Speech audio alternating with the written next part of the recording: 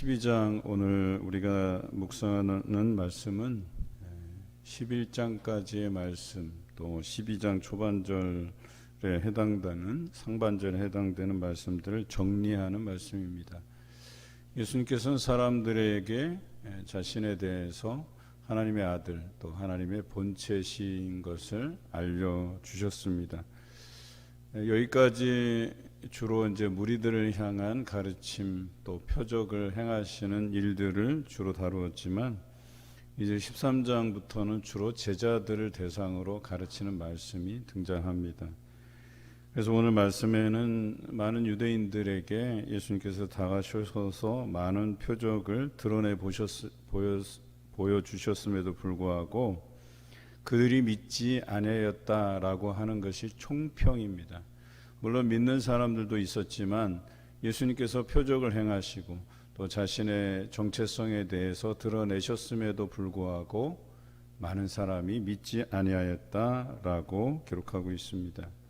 그런데 이 기록된 말씀은 이사야의 예언을 이루시기 위한 것이기도 했습니다. 그래서 38절부터 또 41절까지 보면 이사야 53장과 6장의 말씀에 드러난 대로 예수님께서 드러내시지만 그들이 믿지 못하는 것이다 라고 평가하고 있습니다.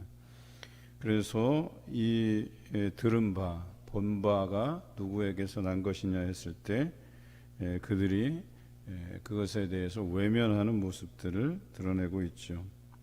그런데 그렇게 하신 이유가 뭐냐? 그들의 눈을 멀게 하셔서 그 마음을 완고하게 만들어서 결과적으로 그들이 마음에 깨닫고 돌이키거나 고침받지 못하게 하시기 위한 것이다 라고 하는 것이죠. 물론 예수님께서 하반절에 보면 이 땅에 오셔서 그렇게 믿지 못하는 자들을 심판하시지 않고 그대로 내버려 두셨다라고 표현하면서 예수님께서 지금 오신 목적은 이들을 구원하시기 위함이라고 표현하고 있어요. 그러나 인자가 결과적으로 이 땅에 다시 재림하실 그때가 있는데 그때는 이 땅을 심판하러 오신다라고 분명히 이야기하고 있어요.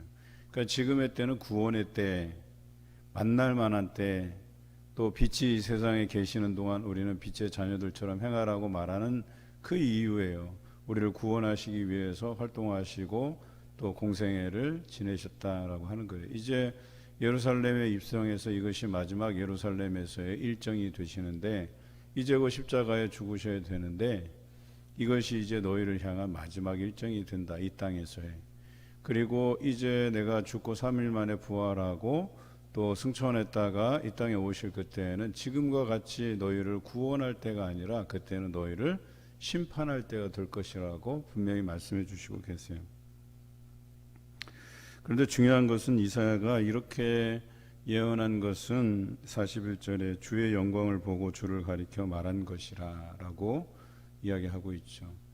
이사야의 예언은 결코 허튼 말이 아니에요. 그럴 수도 있고 안 그럴 수도 있고 이런 얘기가 아니에요. 구약의 예언들은 예수님께서 그대로 이루셨고 또 우리가 그것을 말씀을 통해서 보고 있잖아요. 그러니까 이 선지자들은 주의 영광을 보고 그것을 깨닫고 알고 그리고 후대에 그런 메시아가 올 것이지만 그 정체를 드러냈을 때 사람들이 믿지 못할 것이고 그들의 눈을 어둡게 해서 결과적으로 깨닫지 못하고 돌이키지 못하게 하고 고침받지 못하게 하기 위함이다 이렇게 표현하고 있어요. 하지만 그들 중에서도 믿는 사람이 있었다는 것이 너무나도 중요하죠. 오늘 성경에 보니까 어떤 사람들이냐면 믿기는 하는데 겉으로 드러내지 못하고 조심스럽게 믿고 있는 사람들이 있었다는 것이죠. 42절에 관리 중에도 그를 믿는 자가 많되. 그런데 바리새인들 때문에 겉으로 드러낼 수가 없는 것은 예수 그리스도를 믿는 것이 발각이 되면 출교를 당하기 때문에. 출교를 당한다는 것은 종교적인 출교만을 의미하지 않아요. 이것은 모든 삶에 결부되어 있는 거예요. 그러니까 경제적인 활동도 못하는 거예요. 거래를 해야 되는데 출교시킨 사람과 거래를 하지 않는다는 거예요. 모든 생활의 이익들이 다 끊어져 버린 상태를 말하는 거죠. 그러다 보니까 출교를 두려워해서 드러내지 못하는 사람이 있었다 그래요. 그들은 사람의 영광을 하나님의 영광보다 더 사랑하였더라. 결과적으로 뭐예요? 믿기는 하는데 그 믿음의 표현들을 자세히 겉으로 표현하지를 못하는 거예요. 그런데 그런 사람들이 믿기는 믿었다고 우리는 표현하지만 43절에 보면 그 사람은 하나님의 영광보다 사람의 영광을 더 사랑하는 사람이다. 이렇게 표현하고 있어요. 여러분, 이 부분이 오늘 우리가 묵상하는 핵심 포인트예요. 여러분들은 과연 내가 예수 그리스도를 믿는 사실을 자신 있게 드러낼 수 있느냐 말이에요. 사람들에게 나는 크리스찬이라고 이야기할 수 있느냐 말이에요. 아니면 크리스찬인 거 숨기고 몰래 나쁜 짓은 다 하고 다니고, 또 내가 크리스찬인 것을 드러내면 손해봐야 되고 참아야 되고 뭐 이런 불이익을 당할까봐 자신이 크리스찬임을 자신 있게 드러내지 못하는 것은 결과적으로 뭐예요? 사람의 영광을 하나님의 영광보다 더 사랑하는 사람들이라는 거예요. 쉽게 표현하면 세상을 더 사랑하는 사람들이라는 거예요. 자기 욕망, 자기 이익을 더 가치 있게 생각하는 사람이라고 이야기하는 겁니다. 오늘 44절부터 50절까지의 말씀을 보면 마지막 날과 그 심판의 때를 이야기하고 있죠. 결과적으로 예수님께서 드러내신 일들을 보고 믿는 자들은 하나님을 보고 하나님을 믿는 것과 같다고 말씀하고 계십니다. 또 예수님께서 이 땅에 빛으로 오셨고, 이 말씀은 이 빛에 대한 설명들은 8장부터 계속해서 빛에 대해서 나오고 있어요. 빛의 속성이라고 하는 게 어두움을 이기는 것 아닙니까? 그리고 우리에게 빛의 자녀들처럼 행하라고 하는 것은 너희가 빛의 자녀로서 어둠을 이길 수 있다고 말하는 거예요. 죄의 유혹을 이길 수 있다고 말하는 거예요. 누구를 의지할 때? 예수 그리스도의 말씀을 의지할 때 그렇게 할 수 있다는 것이죠. 그래서 예수님께서 우리에게 오신 이유는 예수 그리스도를 믿고 빛의 자녀들처럼 행하는 것, 죄 가운데 있지 아니하고, 그러면 우리에게 어때요? 구원의 자리에 서갈 수 있도록 만드시는 것이다 라고 얘기하는 거죠. 그래서 오늘 여기 보면 나를 저버리고 내 말을 받지 아니하는 자를 심판할 이가 있으니 곧 내가 한 그 말이 마지막 날에 그를 심판하리라 그랬어요. 그런데 그 앞절 47절에서는 내가 그들을 심판하지 않겠다고 한 거예요. 지금은. 그래서 지금은 구원할 때고, 많은 사람에게 자신이 하나님께서 보내신 빛이고 또 생명의 떡이고 또 양의 문이고 선한 목자고 길이요 진리요 생명이고, 이러한 것들을 계속해서 드러내 보이고 계시잖아요. 뿐만 아니라 표적을 통해서도 이것이 하나님께서 행하시는 일이다라고 하는 것을 우리에게 보여주셨잖아요. 저는 참 의아해요. 왜 이런 것들을 보고 듣는데도 믿지 아니하는가라고 하는 거예요. 이사야가 표현한 것이 우리를 어둡게 했다, 우리 눈을 어둡게 했다, 보지 못하게 했다, 영적인 해안을 가지지 못하게 했다, 이거 아니겠어요? 그렇다고 볼 때 지금 이 시대에 믿지 않은 유대인들이나 여전히 나는 믿는다고 입술로는 고백하지만 두려워서 자신감 없이 내가 크리스찬임을 드러내지 못하고 살아가는 모습과 무엇이 다르겠냐라고 하는 거예요. 몸은 교회에 와 있고 주일마다 주일 성수를 하는데 나가서는 크리스찬인 것을 소심하게 감추고 살아요. 불이익 당할까봐, 손해볼까봐, 인내하고 참아야 될까봐. 크리스찬임을 드러내는 그 순간부터 참아야 되고 사랑해야 되고, 또 뺨을 맞으면 다른 뺨도 돌려대야 되고, 요즘은 또 넌 크리스찬들이 왜 이렇게 또 그 성경 말씀을 잘 아는지 몰라요. 그래서 희생을 강요해요. 손해볼 것을 강요해요. 그럼에도 불구하고 우리가 사람의 영광을 구하지 아니하고 하나님의 영광을 구한다고 한다면 여러분, 그것을 감수할 수 있는 믿음이어야 돼요. 그래서 예수 그리스도께서는 십자가에 죽으시기까지 우리를 빛 가운데 거하기를 원하셨던 거예요. 그리고 우리를 구원해 내시기 위해서 그만한 가치 있는 일들을 하신 것이죠.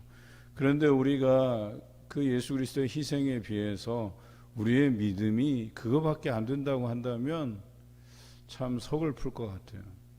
그러라고 예수님께서 십자가에 죽으신 게 아닌데 우리가 이랬다 저랬다 하는 그런 믿음을 보시려고 그랬던 게 아닌데 이 사순절 기간 예수님과 동행을 통해서 우리 삶에 예수 그리스도께서 어떻게 다가오시는지에 대한 부분을 정확히 해야 돼요. 정말 그분으로 인해서 내가 손해볼 수 있는지 내 것을 포기할 수 있는지 내려놓을 수 있는지 사람의 영광보다 하나님의 영광을 더 구할 수 있는지 여러분 이 부분들을 여러분들이 이 사순절 기간에 아마 수도 없이 도전받을 거예요. 그때마다 쓰러질 때들이 있을 거예요. 여러분 베드로는요 분명히 닭 울기 전에 내가 나를 3번 부인하리라고 얘기하잖아요. 그리고 그 닭이 울면서 자기가 그 예수님께서 하신 말씀을 깨달아졌잖아요. 그런데 베드로의 생애가 어땠어요? 십자가에 거꾸로 매달려 죽기까지 순교하면서 예수 그리스도를 전하잖아요. 저는요 여러분들이 그런 죄에 빠지지 않도록 하는 것도 중요하지만 빠지더라도 돌이키는 회개가 중요해요. 이 말씀을 기억하는 게 중요하단 말이에요. 그런데 영적으로 무감각해서 우둔하여서 그것을 보지도 못하고 믿지도 못하고 고침을 받지도 못하면 땅을 치고 한탄할 날이 곧 온다라고 하는 것이죠. 말씀을 우리가 대하는 이유는 또 이 말씀이 우리를 그 말씀에 조명하여 비추어 보면 내가 죄인이구나, 내가 이런 부분에서 여전히 깨닫지 못하고 있었구나 라고 하는 그런 돌이키는 마음, 영적인 해안, 영적인 안목을 우리에게 주기 때문에 말씀에 우리가 충실해야 된다고 얘기하는 것 아니겠습니까? 그런데 여러분을 비추어 주는 그 조명하는 말씀이 없다고 생각해 보세요. 그냥 영적으로 무지한 거예요. 깜깜한 거예요. 어둠 속에 다니는 거예요. 여러분 혹시 그런 체험 해보셨어요? 눈 감고 그 깜깜한 데서 이렇게 더듬으면서 뭔가 생활해 보셨어요? 전기 나가서 뭐 후레쉬 찾으려고 더듬더듬 거렸던 그 불편함을 생각해 보셨어요? 그래도 영적으로 무지한 사람들은 그런 삶을 살고 있다니까요. 예수 그리스도께서 어디 계신지도 모르고 우리에게 뭔 말씀을 하시는지도 모르고 우리에게 빛이 되시는 것도 모르고 그냥 더듬더듬 거리면서 사는 거예요. 그냥 더듬더듬 어디선가 그냥.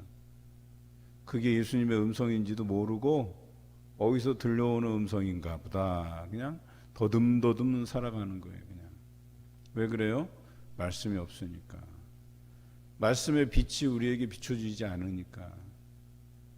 그런데도 참 신기한 것은 어둠이라면 차라리 그냥 물리적인 어둠이라면 그것이 불편해서라도 뭔가 해결하려고 하고 후레쉬를 찾고 촛불을 켜고 뭐 이렇게라도 하잖아요. 그런데 이 영적인 무지는 더 무서운 거예요. 몰라요. 그냥 내가 이렇게 불편한 생활을 하고 있음에도 불구하고 몰라요. 그 어둠, 칠흑 같은 어둠 속에서 바로 앞이 낭떠러지라도 몰라요. 그냥 낭떠러지를 향해서 그냥 가는 거예요. 이러한 무지한 상태에서 우리가 살아간다고 한다면 여러분 예수 그리스도께서 재림하실 그날이 우리에게는 구원의 날, 또 우리가 하늘로서 공중에서 예수 그리스도를 영접하는 날이 아니라요, 그날이 영적인 무덤이 되는 날이에요. 그날이 우리가 심판으로 인해서 양과 염소가 분리되고 우리는 염소 쪽으로 분리돼서 영원한 지옥불에서 살아갈 수밖에 없는 그 인생을 살 수밖에 없다니까요. 이것이 데살로니가 후서에서처럼 지연된 종말 사상이라고 생각한다면 큰 오산이에요. 여러분 우리가 이 땅에서 사는 인생 100년을 살아도요, 그것은 천국에서의 하루만도 못한 삶이거든요.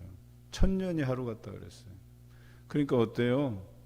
이 그냥 화살과 같이, 쏜살같이, 또 아침에 생겼다가 없어지는 이슬과 같이, 안개와 같이 그런 인생을 살아가는데 우리가 뭔가 그 안에서 예수님이 오실 날은 내가 사는 동안은 아닐 거야 라고 하고 이런 단정적인 상황에서 살아간다니까요. 혹시 여러분들 생각 안에 극적으로 십자가에서 만난 그 강도, 그래서 회개해서 내가 오늘 나와 함께 낙원에 있으리라고 하는 이 극적인 상황을 연출하려고 하는 건 아니시겠죠. 여러분, 우리가 살아있는 동안에 이 짧은 인생에 세상의 욕심을 두고 살아갈 필요가 없어요. 사람의 영광을 구하면서 살아갈 필요가 없다는 거예요. 하나님의 영광을 구하기 위해서 내가 떳떳하게 예수 그리스도의 사람임을 드러내고 또 많은 사람에게 복음을 증거하는 삶을 살아야 된다는 거예요. 여러분, 다른 사람으로 하여금 야, 저 예수쟁이라고 하는 이 말을 들으면 얼마나 행복한지를 여러분 느껴보시기 바라요. 여러분, 예수 믿는 사람이 예수 믿는 사람처럼 행동하는 게 그게 이상한 거예요. 예수님께서 우리에게 말씀하신 땅끝까지 이르러 내 증인이 되라 하시는 그런 삶을 사는 게 부끄러운 일인가요? 상가마다 다니면서 만나는 사람마다 예수 그리스도를 전하고 증거하는 삶이 부끄러운 삶인가요? 숨겨야 되는 삶인가요? 입 닫고 살아야 되는 건가요? 그거 아니잖아요. 그런데 어느 순간부터 우리는 이 성전문을 떠나가면서 모든 것을 입을 닫고 마음을 닫고 생각도 닫고 오직 세상을 향해서 세상의 염려와 근심을 따라서 살아가는 인생이라고 한다면 장님 같은 인생이, 맹인 같은 인생이에요.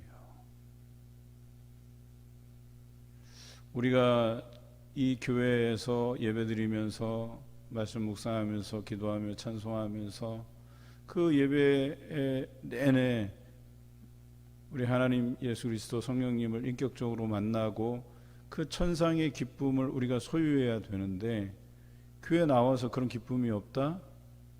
뭔가 문제가 있는 것이죠. 여러분, 영적인 대화가 단절되잖아요. 그건 더 이상의 관계의 가치가 없는 거예요. 그러니까 안 믿는 거랑 별반 다를 게 없다는 거예요. 내가 말씀을 가지고 교제 나누지 않잖아요. 소용이 없는 거거든요. 아무리 여러분이 이제 신앙 서적을 뒤적뒤적 해봐야 소용없어요. 미안한 얘기지만요. 그래서 책 많이 읽는다고 해서 신앙이 좋아지고 유식해지고 하는 게 아니에요. 우리는 말씀을 읽으셔야 돼요. 말씀, 우리에게 들려주시는 말씀을 가지고 그 말씀 안에서 들여다보고 묵상하고 우리에게 주신 말씀, 깨달음이 무엇인가를 깊이 고민해야 돼요. 그런데 신앙서적이라는 게 단점이 뭐냐면 여러 가지 유익도 주지만 그것도 하나의 한쪽의 시각으로 바라보는 그 사람의 기준에서 쓸 수밖에 없는 거예요. 신앙서적이라는 게 아무리 성경적으로 쓴다 해도 주석을 제외하고는 다 사람의 판단과 방향, 경험해온 것들 그런 것이 담겨져 있어요. 신앙의 초보적인 상황에서는 이것이 도움이 될지 모르지만 영적인 성숙을 이루어가는 과정에서는 버려야 될 것들 중에 하나예요. 그게. 그래서 더 말씀을 파고들어야 된다라고 얘기하는 거예요. 이 신앙서적의 특성상 대체적으로 안 믿는 사람들을 쉽게 하나님께로 돌아오게 하거나 하나님에 대해서 모르는 사람들에게 이걸 쉽게 표현해 주거나 경험상으로 나타내 주거나 이런 책들이 거의 대부분이에요. 그래서 저는 신앙 도서는 잘 안 읽고, 물론 이제 중요한 도서들은 제가 아름아름 읽고 다른 분들에게 선물로 드리는데 신학서적은 달라요. 이것은 그 말씀에 필요한 것들을 해석해내고 분석해내고 연구해내는 책들이라서 차라리 그런 책들을 본다고 한다면 유익이 될지 몰라요. 조금 더. 그런데 여전히 주석이나 이런 부분들도 결정적으로 뭐예요? 주관적인 해석이 조금씩 담겨져 있어요. 그래도 객관적인 자료들을 가지고 해석해 놓은 거긴 하지만, 그래서 주석책을 보면 해석이 다 다른 거예요. 조금씩 다른 거예요. 오늘 우리가 살아가면서 필요한 것이 무엇이냐? 예수님께서 들려주시는 그 말씀이다. 그 말씀이 내게 믿어지지 않으면, 또 그 말씀이 내 삶에 녹아지지 않으면 독일어로 찌찌임 레벤, 삶의 자리로 이 말씀이 옮겨오지 못하면 아무 소용이 없는 거예요. 야고보 선생은 그 말씀, 그 믿음이 삶으로 옮겨와야 된다고 믿었던 사람이에요. 그래서 실천하지 않는 믿음은 죽은 것이다, 행동하지 않는 믿음은 죽은 것이다 라고 얘기하는 거예요. 행동이 중요하다는 얘기가 아니라 진실한 믿음이 뭐냐라고 하는 것을 이야기한 거예요. 바울의 믿음, 즉 오직 의인은 믿음으로 말미암아 살리라 라고 하는 말씀과 다르지 않다는 거예요. 믿음으로만 사는 삶이 있다는 거예요. 그런 삶을 살아내라고 얘기하는 거예요. 그리고 야고보 선생은 그런 삶을 실천하라고 얘기한 거예요. 그래서 로마서 10장에서 마지막 장까지는 실천적인 내용을 다루잖아요. 우리가 주일날 다뤘던 히브리서도 10장에서 13장에 우리가 어떠한 삶으로 살아갈 것인가에 나와요.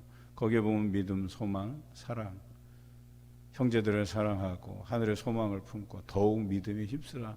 그 믿는 것으로 인해서 보지 않았던 것들이 보여지고 실상으로 나타날 것이라고 이야기하고 있어요. 오늘 그러한 진리의 말씀들을 우리가 깨닫고 살아가야 될 줄로 믿습니다. 이제 사순절 얼마 남지 않았어요. 그래서 한 열흘 조금 더 남을 정도였는데 그간 우리가 부지런히 달려왔잖아요. 특히 요한복음을 이번에 묵상하는데 요한복음은 해석된 복음서이기 때문에 여러분들이 그동안 묵상해왔던 마태, 마가, 누가 공간복음과는 차원이 다른 복음서예요. 어렵다는 얘기예요. 더 열심히 묵상해야 된다는 얘기예요.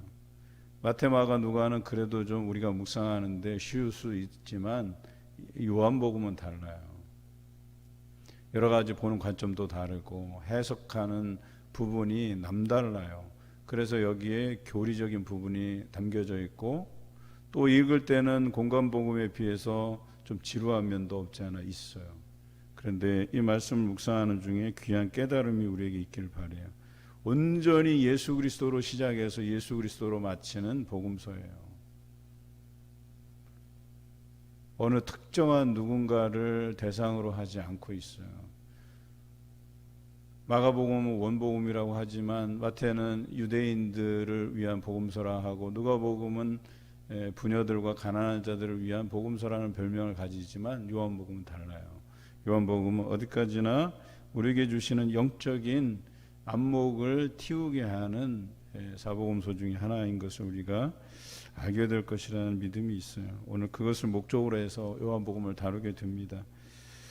계속해서 묵상에 갈 때에 예수 그리스도와 동행하시면서 예수님께서 자신을 어떻게 드러내고 계신가, 우리는 예수님의 자녀로서 제자로서 어떤 정체성을 가지고 살아가야 될 것인가를 분명히 알고 깨닫는 귀한 시간 되시길 주님의 이름으로 기원합니다.